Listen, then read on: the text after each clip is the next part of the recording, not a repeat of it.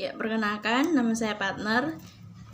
Sebagai tugas mata kuliah dari sejarah Asia, sejarah gereja Asia, saya akan membawakan tema bab 3 dari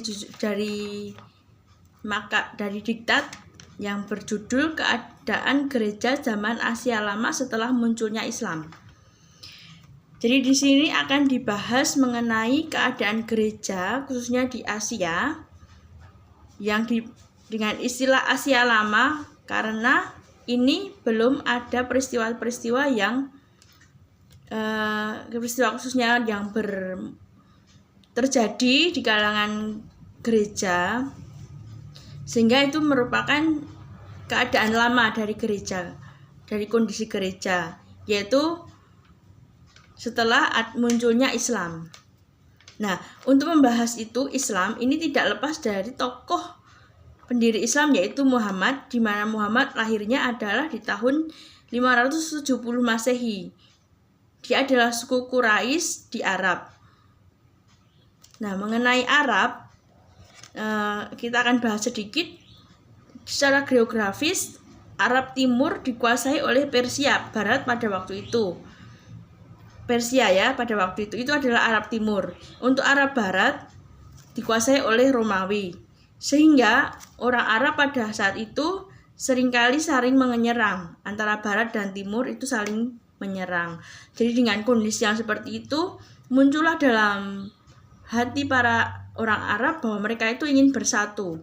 Nah, di sini dengan lahirnya Muhammad juga memiliki kerinduan untuk mempersatukan bangsanya. Hingga muncul keyakinan untuk semangat yang baru untuk mereka menang dan bersatu. Muhammad kemudian bertindak sebagai nabi di tahun 610 Masehi.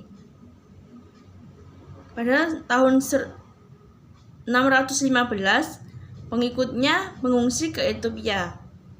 Kemudian saya akan lanjutkan dengan tahun 662 Muhammad mengungsi ke Madinah. Tahun 630 Muhammad kembali ke Mekah. Kemudian tahun 632 Muhammad mati. Tahun 663 pengikutnya mulai menyerang keluar atau ekspansi dari Arab. Jadi mulai memasuki bangsa-bangsa lain.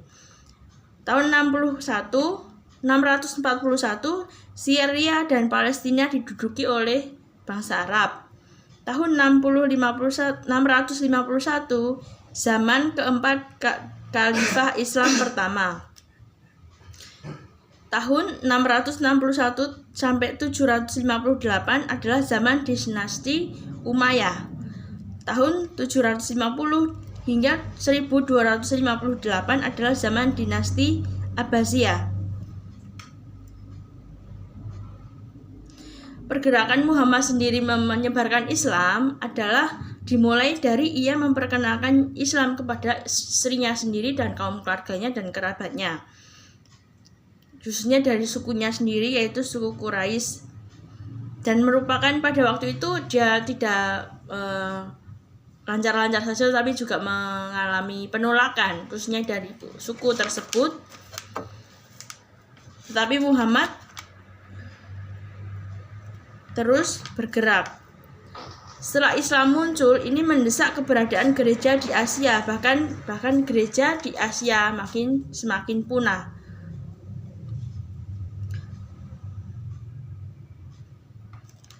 Seperti tadi tahun yang telah disebutkan bahwa pengikut Muhammad telah berekspansi ke Ethiopia juga. Orang Kristen di Ethiopia memiliki hubungan yang cukup baik dengan Muhammad, dan Muhammad tidak memaksa orang Kristen di zaman juga masuk Islam secara paksa. Hanya mereka diminta untuk mengakui pemerintahan Muhammad dan wajib membayar pajak. Setelah Muhammad meninggal, khalifah atau orang-orang yang memimpin orang Arab menduduki negeri sekelilingnya. Persia dan Romawi Timur adalah wilayah pertama yang dikuasai, lalu ke Afrika dan Eropa Barat. Namun Charles Mahir mengusir orang Arab dari Spanyol hingga ke Asia Kecil, namun Kaisar Leo berhasil menghalau orang Arab. Tahun 1095, Perang Salib di Italia mulai dan berakhir di Konstantinopel, yaitu sekitar 1244 sampai 1450. Perang Salib dimulai oleh Urbanus II merebut Yerusalem dari Islam. Ini bukan sekedar perang agama, tetapi juga mengandung politik dan kekuasaan. Memang yang terlibat adalah antara dua agama, yaitu Kristen dan Islam. Tetapi itu bukan bertujuan untuk kepentingan agama, tetapi murni dari kekuasaan. Jadi Urbanus II merebut Yerusalem dari Islam hingga diteruskan penerusnya, namun berakhir selalu gagal. Penerus Urbanus yang memulai untuk perang salib ini selalu gagal dan akhirnya tetap diduduki oleh bangsa Islam. Maksudnya perang salib juga dimenangkan oleh orang Islam. Sebelum ada Islam Barat